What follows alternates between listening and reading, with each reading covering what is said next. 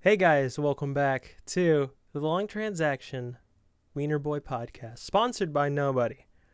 If you are a sponsor who listens to this, if you're a person with a lot of money and you'd like to sponsor this video, consider it, because we don't have any sponsors.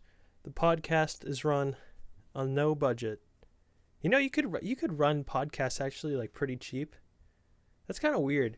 If you have a computer and you have this microphone's like $100 something. You don't need $100 microphone. You could probably get. I always really like to do this setups because when I was first making a setup, I thought that you needed a lot of money. That was 4 years ago, actually, like exactly 4 years ago. Oh, I had no idea what I was going to talk about in today's podcast, to be completely honest. But I've found something. Before I get into all that, actually, I want to make a thumbnail because I always just have the computer. YouTube randomly generates a thumbnail for me, but it's always something in the middle of me talking and it looks really stupid. It's something like that's my face or that's my face. Once it's like that. I'm looking right now. The thumbnail on the last one was me drinking water. That's not a good thumbnail. So I'm gonna make a thumbnail right now. Okay, just hold on.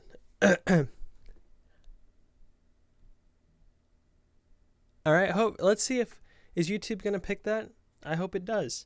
I don't know what the algorithm or the technology behind it is, but hopefully it picks that because that was a good thumbnail. If you guys aren't watching the video, watch the video, look at the thumbnail. Tell me on a scale 1 to 10 how good it was. I'd say 9. I might have low standards, but I think it was a 9. So anyway, what we were talking about, what I just decided to talk about was budgets. And if you guys don't know, which you probably should, I'm very cheap. I'm cheaper than normal, and I don't like to spend a lot of money on stuff that I use for podcasts, for just anything in general, because I always think that I'm getting ripped off. And the reason I always think I'm getting ripped off is because through my experience, you usually are getting ripped off. If a deal seems like that's kind of expensive, usually you can find something for much cheaper. So anyway, let's say you want to start a podcast. Perhaps you do. Perhaps you're in the market. You could start a podcast if you have a computer, if you have a cell phone. Like if you already have those, and those don't count as costs towards it. You could probably start for like $30. That's like $30 and you get a good mic. So what you would do, I don't know if this actually interests anyone. Use your cell phone as a camera. Maybe you could use a webcam too. That'd probably be bad. It's a podcast, so you don't even need that. You don't need to have a face on it. So you could just completely ignore that step. You just need the audio, which is going to be fed into your computer. Use Audacity, which is what I use. It's completely free and it's good. That's what you use to actually record the video. I mean, to record the audio. It's a program called Audacity, and it converts it into a wavelength, or a .wav file. So then you can just import that into a movie maker. And I mean, you would actually, I don't know how you would, you could upload to SoundCloud. You just put a WAV file in. SoundCloud is free. Audacity is free. You would just need to buy a microphone. That is so weird. Weird? That is so wild. That is so weird. What a world we live in. You could get a good microphone. I'm actually going to look this up. Amazon.com. I would say condenser microphone. Condenser, you also have dynamic microphones. Dynamic are the ones that you people see on stage. Those are good too, but they're more like if you want to hold it. You could get a Blue Snowball, which is what I actually used for a long time, $39. And that's a really good microphone. $39 for that? That's crazy. And you could even get a newer. $19 for a newer microphone. It's not as good, I don't think, but that's like $19 and you could start a podcast. That is so weird to me because I'm starting to realize like I've mentioned before, I don't think the technology that you have really matters. Someone made a pretty good point. Let me bring up that comment. Kurt Walters said that in his experience, better quality boots made a difference with like curve and long passing shots and close dribbling. So I do agree. There is a difference between like bad products and then good products if we're using it. So cheaper quality boots they're not going to be as good as more expensive boots. But the point I was trying to make was you could still have David Beckham using worse quality boots and he would get a lot more whip and curve on his shots as opposed to if you gave me the most expensive boots on the planet, just because the technique that you actually have is more important as a person, not the technique that is given in the boots, if that makes sense. So I could give my setup to John Mayer for making music and he could come up with something incredible.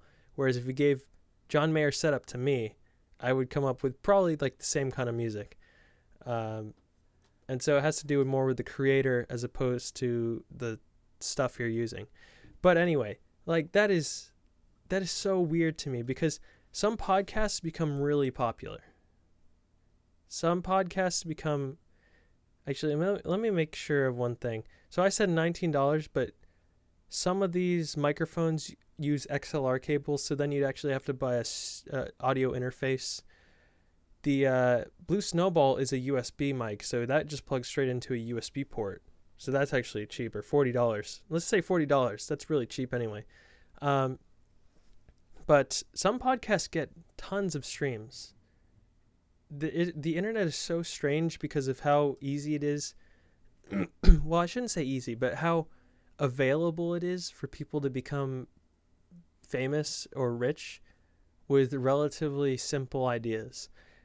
And so another thing I want to talk about is yesterday I made a website which is called shop3lions.com because I was kind of bored, and I don't know if you guys have heard about Shopify, but Shopify is an e-commerce website that allows you to create a website that you can use to sell things, you can use to promote yourself. I guess most people use it for shops. Like if you want a store to sell t-shirts, you would use Shopify. I think Wix.com, if you've seen those commercials, that's probably more just basic web development if you want just a website. But Shopify, I got a 14-day free trial, and I was like, well, this is cool. I don't really know what to do with this. And then I was YouTubing Shopify and like, what do people do with it? Because whenever I see something or I come across something that I really have no idea what to do with it, it's relatively new for me, the first thing I always do is go to YouTube and I look it up. And so I went to YouTube and I got greeted by Shopify. I made $1,000 in one day. Shopify, how I became a multimillionaire. Shopify, part 1 of 5, how to grow your business. And so I'm like, okay, I'll just click on that. So then I clicked on this episode, and it's this really loud Irish guy named Rory. I think he's Irish. He could be Scottish. I don't know. Not 100% on the accents. Pretty sure he's Irish. So Rory had a 5-part series in which he shouts the entire time, but he basically makes a website. The things he's selling are from AliExpress. So let's say he buys a necklace for like $1 because it's wholesale on AliExpress, so it's a lot cheaper. So he buys it for like $1, and then he sells it on his website for like $3. Now you might be wondering, why would anyone even bother buying it for $3 as opposed to $1 if you can just get it for $1? It's called drop shipping, but the reason is because some people don't realize that AliExpress exists, or people will see something and it's an impulse buy and they'll be like, oh, I got to buy it now. And so a lot of the stuff Rory actually says is really good for like a business, but it's also it's weird because all the stuff you mentioned I already knew from college, from taking some courses on sales, entrepreneurship. They always mention you got to put you got to hurry the buyer into thinking they have to get the deal quickly because it's a limited time only. You know, if you ever see like limited time only deal, buy now before it runs out, you're like, oh crap, I gotta buy it. So like that's pretty basic stuff. But then the thing that is so weird that I had no idea about is how he promotes it, because it's not like he's selling some product that is revolutionary. He's selling products that other people are selling as well. So the way that he becomes successful is by promotion, by marketing. But he uses social media, specifically Instagram, to market, which is just so weird to me. It like blows my mind. I don't fool around on Instagram too much. I don't know why. I might. It seems kind of interesting, but I've never been like a picture guy. I'm more like a audio guy.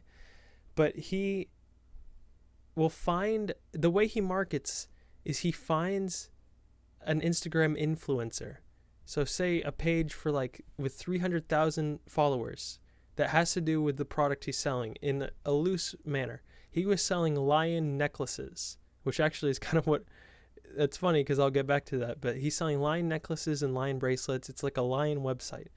But then, so then he went to Instagram and found an Instagram page dedicated to just lions, and it had like 300,000 followers. And so he paid the Instagram owner of that lion page with 300,000 followers something like $20 that he negotiated down from, like, it was 35, negotiated to 20 or something like that, just to have a post advertising his website for like 12 hours. And then that drew people over to his website, and then they bought it because what he was doing is pretty smart, and I actually copied it. He was selling a bracelet that was only about $1 to buy on AliExpress, and then he's selling it for free, discounted for free for a limited time, and then the shipping is where he gets his money because he made the shipping kind of expensive. I don't know why anyone would buy it because the shipping was like $10. I don't really understand that, but I think his video is legitimate. The thing about all these videos on Shopify and how I made like millions of dollars, they're kind of in the cryptocurrency, here in my garage, Tai Lopez kind of genre, which some of those people probably are real, and some of those people made money and were successful doing e-commerce or cryptocurrency or whatever. But some of those people are either just completely lying and they aren't rich and they're just trying to play it up. It's part of a character. And so by getting to people to watch them, they actually get money through like just YouTube ad revenue, and they don't actually make any money from their garage sales or whatever, their e-commerce business. So that's option one. There's also the other option that they just got really lucky and anything they're saying does not mean anything to anyone else. And that's usually what I think it is. People just getting lucky. Like I would say that it takes, for a creator, it takes a lot for them to say, I got lucky. I just got lucky.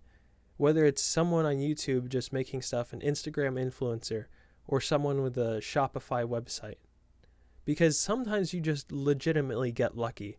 It's like if you went to someone who won the Powerball, someone who won the lottery, and you're like, how did you do this? Please tell me all your details. And then they created like a YouTube page on how to win the lottery. Because it's a lottery. You can't win it. It's just probability. It's chance.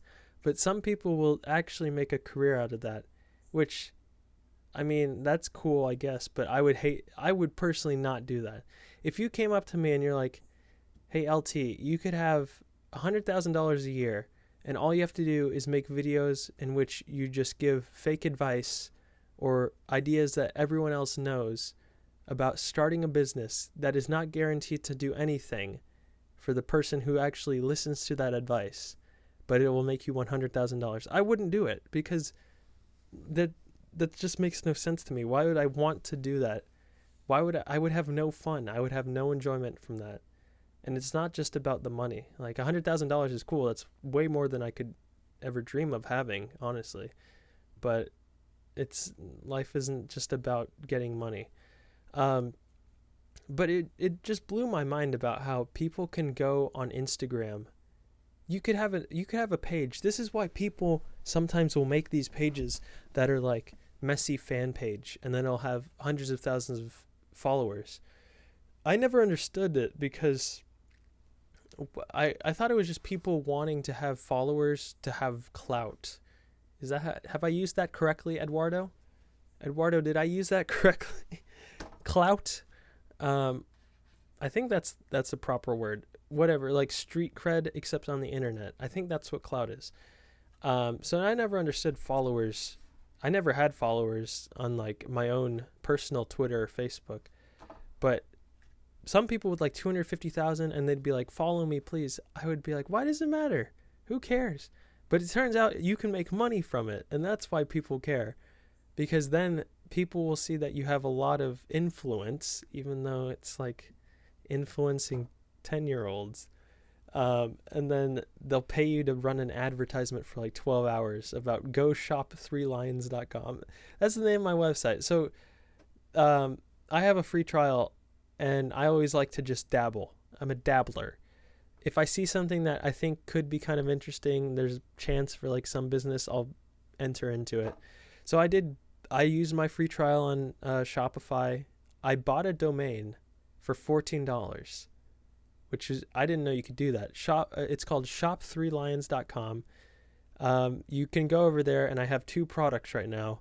One is a free bracelet, but you have to pay for shipping and handling.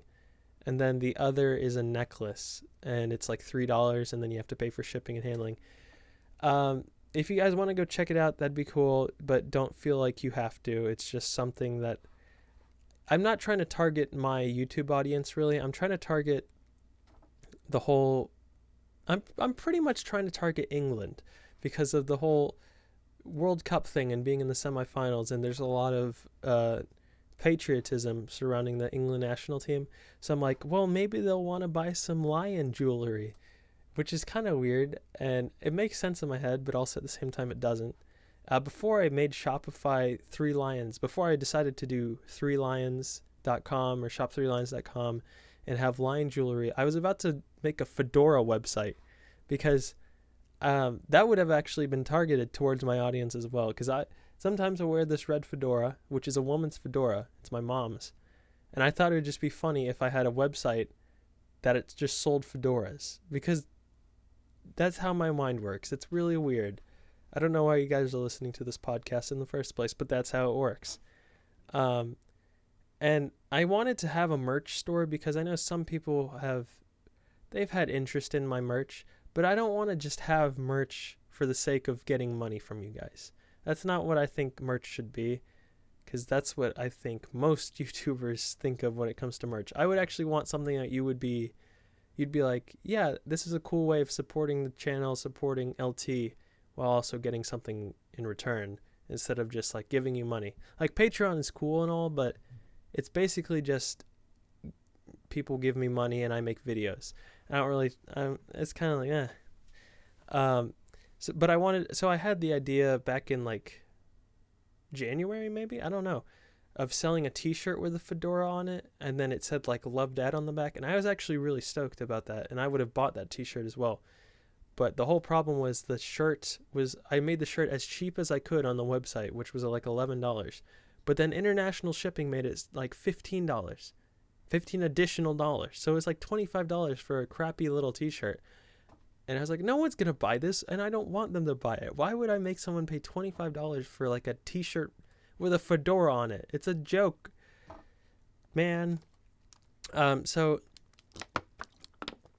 I wish that I could make a merch store. If anyone knows a cheap way, because Shopify is cool, and it's a 14-day free trial, and I only had to pay $14 for the website domain.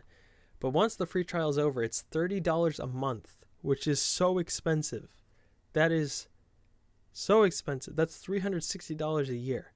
And I'm not going to spend that, because that's more than I would spend on pretty much anything else. Like, that's more than Netflix. That's more than freaking my Amazon Prime membership. What? No, I'm not going to spend that. So I want to have a merch store, but I don't want you guys to feel like you have to support it continuously. I just want a place for people who are interested to actually buy merch. All right, 20 minutes in. I think my method has been to talk for like 20 minutes and then get into your questions. I don't see a ton of questions though.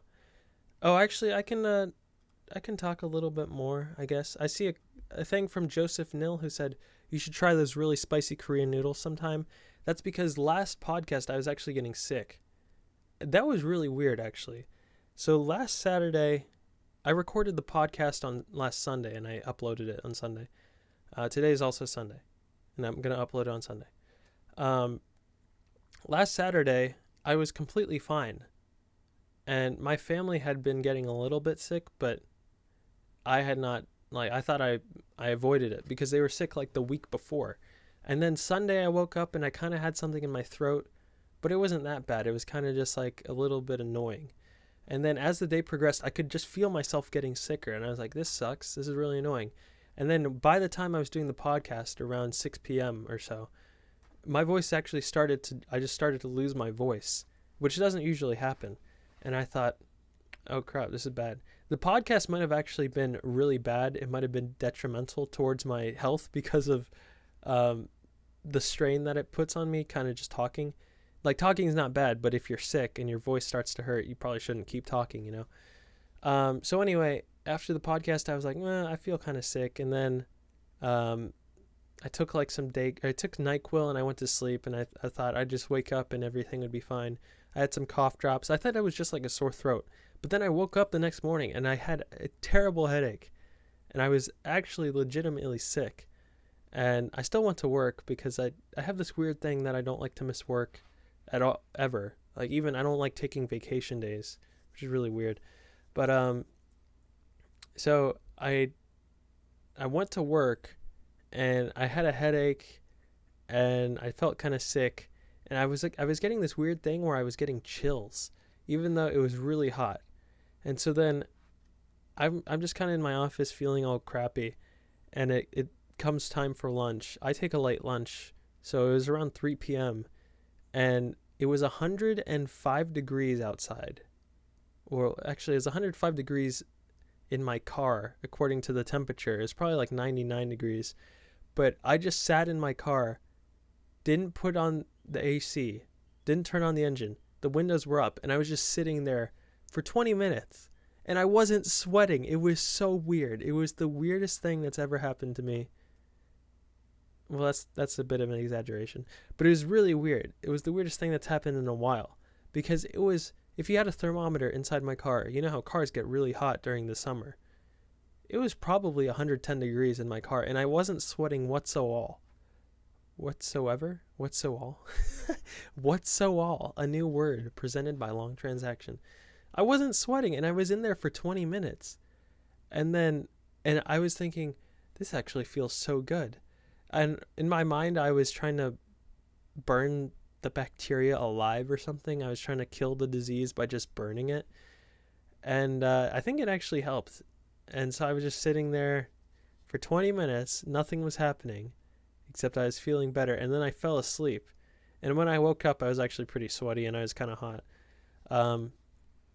But then I went home on Monday. I went home a little bit early, fell asleep for like 4 hours. Then I took some NyQuil and then fell back asleep, and I had like 101 degree fever. Then I woke up and I was fine. I mean, my voice was kind of messed up. My voice is still a little bit messed up. But like my headache was gone, my fever was gone, and then I slowly got better. But that was just so weird because I did the podcast and then immediately got sick. And then I've never had that kind of sickness where I was pretty sick, like on a scale of 1 to 10, probably like a 7 or 8. I shouldn't have gone to work, honestly. But it went away in like a whole day. It's like if you have a relationship. Some people, I know there's a thing called Love Island, which I haven't watched, but some people will have like full relationships in just one day. Like the whole thing about feeling all giddy inside because you see someone you like, and then you finally go on a date with them. Then you have like the period where it's smooth, and then you have the rocky period, then you break up. But they do that instead of like in 2 years, over the course of 2 years, it's just the course of one day. I had that in terms of sickness in one day. It was kind of funny. So that's, try those spicy Korean noodles. I might do that. the reason we were talking about spicy is because I wanted some spicy Indian food to try to clear my sinuses or something. I went to an Indian restaurant on Friday though. It was it was so good. Oh my god, I really like Indian food. I had a chicken tandoori. It wasn't as spicy as I wanted, and it was so moist and it was so crunchy on the outside and perfectly seasoned. The only thing is it had a ton of bones, and the thing about eating for me, I want eating to be as easy as possible. That's why I don't like lobster and I don't like crawfish. And I don't like chicken the only part of the chicken I really like is the drumstick because it's so easy to eat. You just like twist it. All these other things where you have to, it's like you're doing manual labor, but you have to eat. That's why I don't like soup either, because you have to pick up the spoon and then it's hot. You have to pick up the spoon. You have to blow on the soup. You have to make sure it doesn't burn your mouth. Then you eat it. And sometimes you blow on it, you think it's fine, then you burn your mouth, and then you can't taste anything. That's why I'm very picky about my food. I prefer just like power bars because it's easy. You just pick it up, open, and eat it. And then once you're done with it, you don't even have a plate. You just have a wrapper and you throw it away. That is so lame. What a lame thing to talk about. All right, let's see. What else?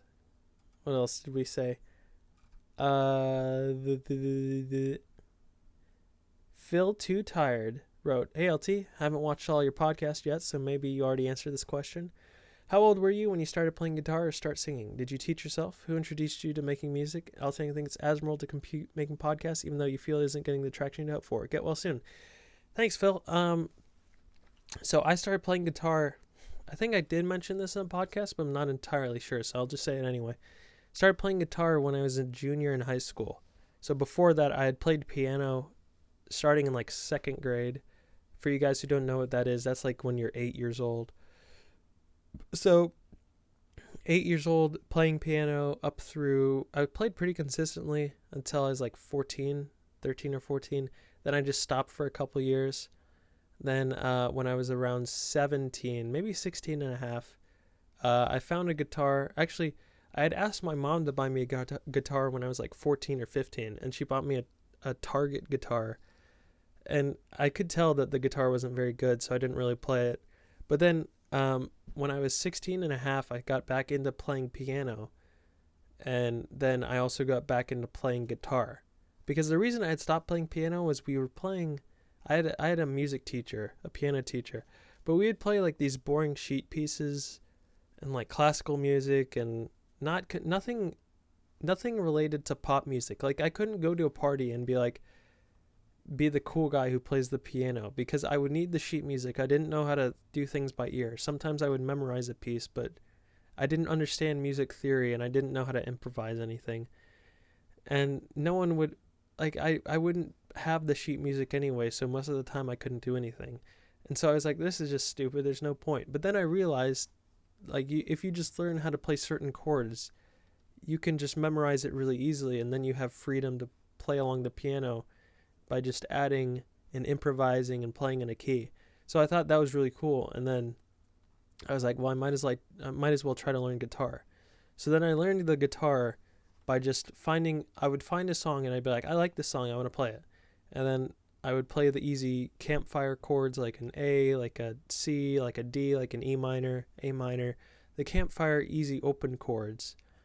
And I could tell because I was so much more advanced on the piano as opposed to the guitar that I could tell that it just sounded like I could go to a party or I could get away with someone being like, hey, play the piano. And then I play the piano and it sounds like a full song because you can play the melody in the right hand, you have the bass in the left. And it sounds like a song. But if you went to a party and like, hey, play the guitar, and then it's just you strumming open chords, it doesn't sound like a song. It sounds like the backing track. It sounds like a backtrack to a song or something. So then I started, because I knew that I had two options. I could either become really good at guitar and be like a fingerstyle guitarist who plays the melody as well. Or I could actually sing along. Because the way that music works is you have the bass, and then you have the melody that sits on top. So the melody is the thing the melody is the thing that you sing, and then the rhythm or the bass, however you want to say it, is the thing that just kind of goes throughout the song that the melody can sit on top of and play off of. Because if you just have a bass, that's just the equivalent of you strumming the guitar, playing like 4 chords over and over again, and it's really boring.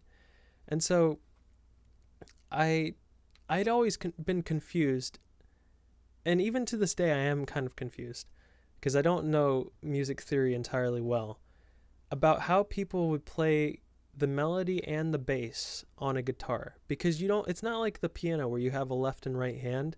So I understand, because on the piano, your left hand is the bass, your left hand plays like the rhythm, then your right hand plays the melody. But on a guitar, you have your left hand to play the chords and your right hand to pick if you're right-handed. And so it's like, what do I do? I could just play the melody, but then it sounds like it's missing something. Or I could play the chords, but then it's just boring. So I decided to just sing. I've kind of figured out, like, you can play both at the same time, rhythm and main guitar, but it's a little bit difficult. It's actually a lot more difficult than piano, in my opinion. But that's why I started singing. And when I first did it, I was really bad at singing. Like, my mom is a good singer, but no one else really in my family sings. And you can probably find these videos online. They're just not, like, when I was doing them, I thought I was so cool. But then now that I look back on it, I'm like, God, that sounds really bad. Because I would always record it and then play it. I would record it in GarageBand and then immediately upload it. And that was actually, thinking back on that was some of the most fun I had. Because that was my freshman year of college, my first semester at college. And like, when you first start getting into something, you think you're so oblivious to all the challenges that you'll face. You're so ignorant to everything that you're like, there's a chance that this could be huge and I could become like really famous. And so in my mind, I was like, this song is going to blow up and everyone's going to love it. I'm going to do this cover and I'm going to become Ed Sheeran or something like that. And then I look back at those videos, I'm like, the camera lighting is so bad. The camera's a terrible quality, like 720p. The audio doesn't sync up with my voice. I didn't mix it. I didn't master it all. The recording equipment I'm using is so bad. My voice doesn't sound that good. My strumming isn't clean. And there are just so many things to nitpick at. But I'm kind of jealous of that old Long Transaction, that old LT, because he didn't know any better. And so in his mind, everything was fine. Whereas now, if I record a song, I can't enjoy it as much as when I recorded songs poorly, because the entire time I'm thinking, oh, I hope the lighting on this is good. I hope that my chord changes are clean. I hope that my voice sounds good. Like, I would record, back then I would record things over and over again. Like, I would spend 2 hours recording a single, like, 3-minute song just because I wasn't good enough to do it a clean run through the whole time. But now I'll do the exact same thing where I'll take like 2 hours. And it's not because I don't have a good take. Like, I can have a good take, but then in my mind I'm like, it's not good enough. I got to do it again because in the second verse I didn't have a good pronunciation of the word because. Something just like so small that no one is ever going to notice. And that's what keeps me there another hour recording. And I don't know, it's kind of stupid. But yeah, to answer your question, I taught myself guitar, and I guess I taught myself to sing. I think I've become okay at singing. Like, I'm not freaking Justin Bieber, but I'm okay at singing it. And to making music, it was because I was messing around in GarageBand. Like, I remember my sophomore year of high school, I saw someone in one of my classes. We had Macs in that class. That was the only class in the entire school where we had Macs. And he was using GarageBand and making a song, and I thought it was so cool. And so I was looking at him doing it, and then I went to GarageBand because I was also on a Mac, and I had no idea what to do.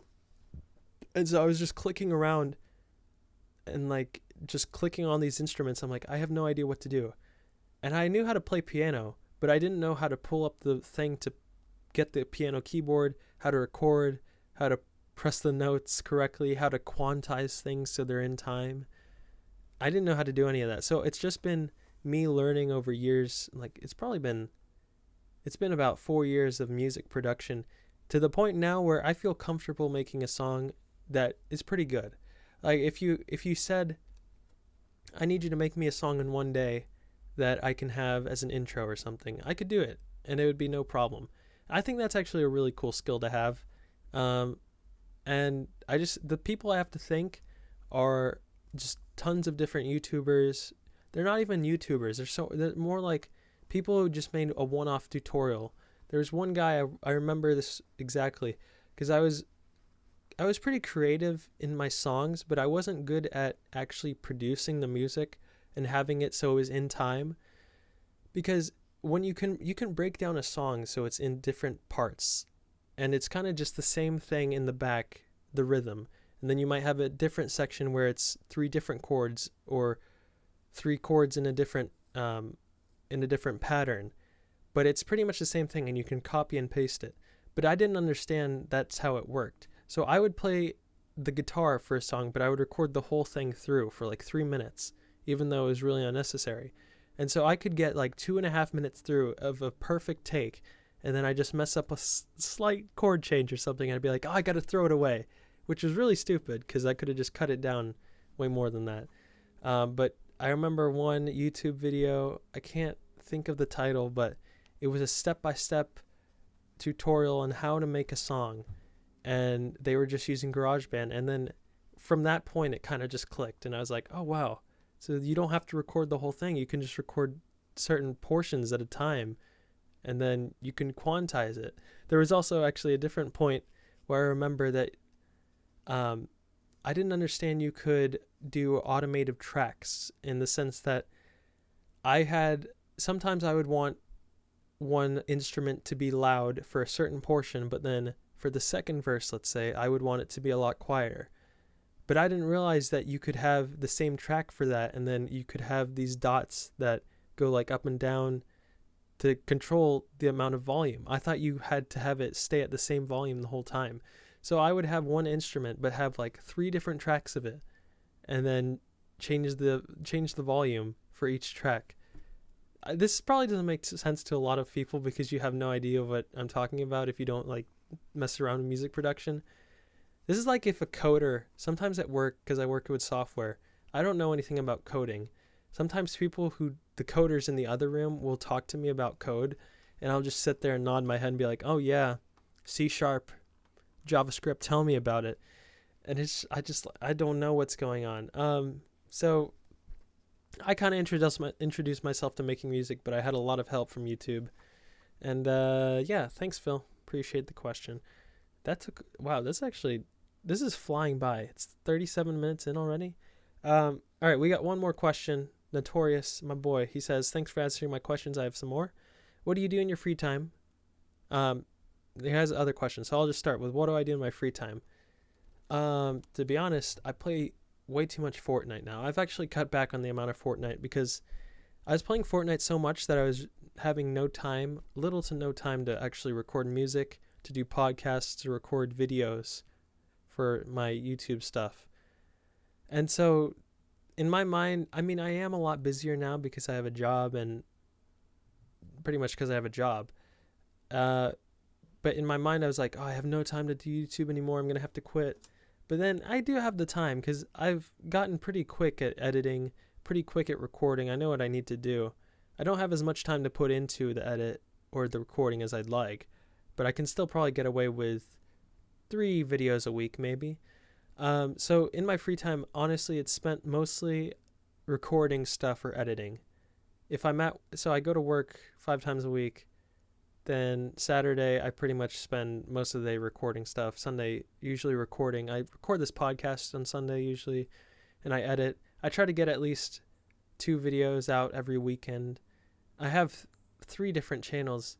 I don't know why I did this. I have so many channels now with the Long Transaction, which is FIFA, Extra Long Transaction, which is this one, which is a podcast, but also supposed to be anything else I want. And then I have Long Transaction Vivo, which is my music channel. That one I have a bad tendency of, if I don't get traction on something, I won't keep up with it. So even though I really like making music, I don't post as much as I should on Extra Long Transaction or on Long Transaction Vivo, because in my mind, I'll look and I'll have, let's say I have 3 hours of free time. in my mind, I can either make a video for a player review, which is probably going to take 3 hours. I know it'll get like 1,000 views, but depending on my mood, I might enjoy it or I might not. So I could do that, or I could make a song. It's going to take way more than 3 hours though.